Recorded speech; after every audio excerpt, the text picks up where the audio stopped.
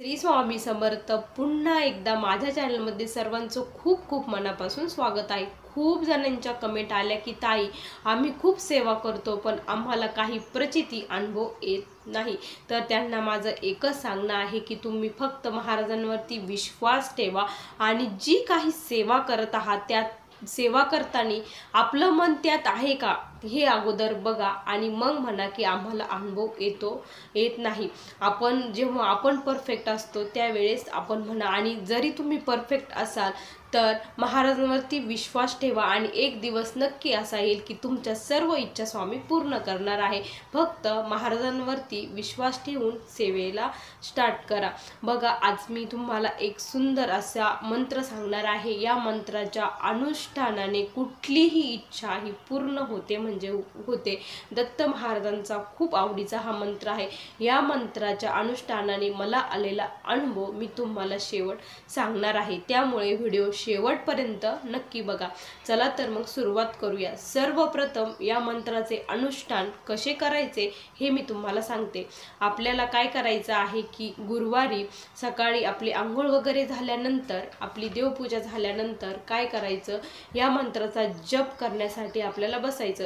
फक्त आणि फक्त 108 वेळेस या मंत्राचा जप आपल्याला करायचा आहे। सर्वप्रथम कुठलीही इच्छा पूर्ण होण्यासाठी संकल्प करणे हा खूप म्हणजे खूप महत्त्वाचा मानला गेलेला आहे।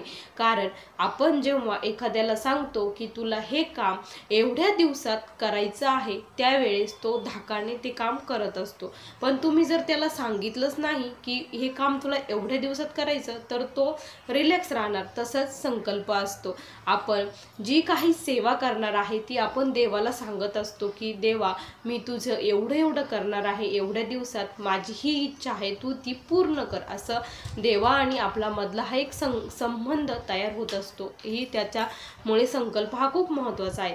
त्यासाठी या मंत्राचं अनुष्ठान करताना आपल्याला सर्वप्रथम संकल्प करायचा आहे। संकल्प करताना हातामध्ये थोडंसं तांदूळ, पाणी, फूल घ्यायचं आहे।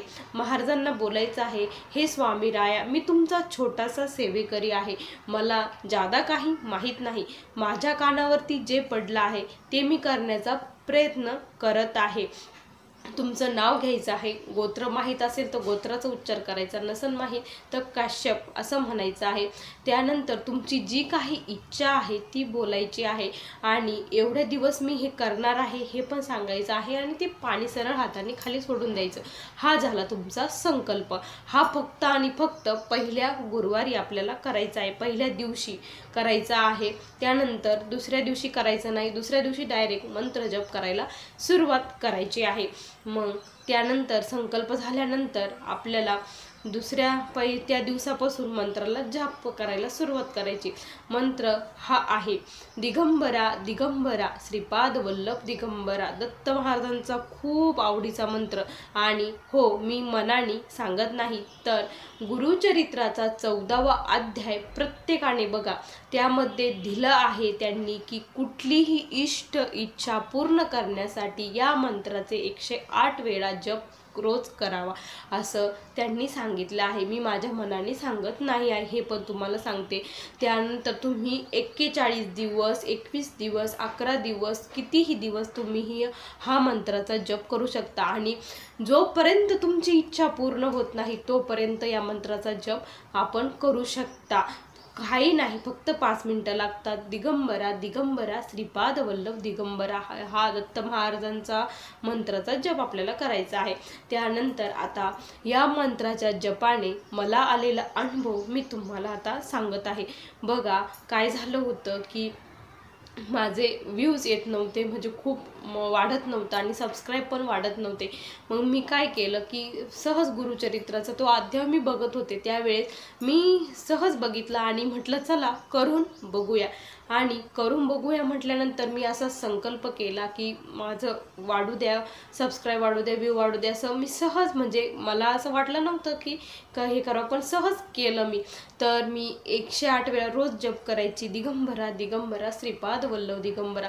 जसजसा माझा जप वाढत गेला, जसजसे दिवस वाढत गेले तसतसं मला त्याचे रिझल्ट दिसू लागले। खूप छान छान म्हणजे दिसू लागलं. रोज माझे व्ह्यूज पण वाढू लागले आणि सबस्क्रायबर बी वाढू लागले. असा मी याचा छोटासा अनुभव घेतला. पण खरंच खूप पॉवरफुल हा मंत्र आहे. प्रत्येकाने जप करावा. खूप वेळ लागत नाही तर थोडाच वेळ लागतो.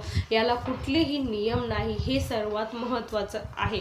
तुम्ही कुठेही कसेही इथे याचा जप करू शकता. फक्त एका जागेवर आपल्याला बसून याचा जप करायचा आहे. तुम्ही बाहेर गावाला गेले तरी याचा जप करू शकता.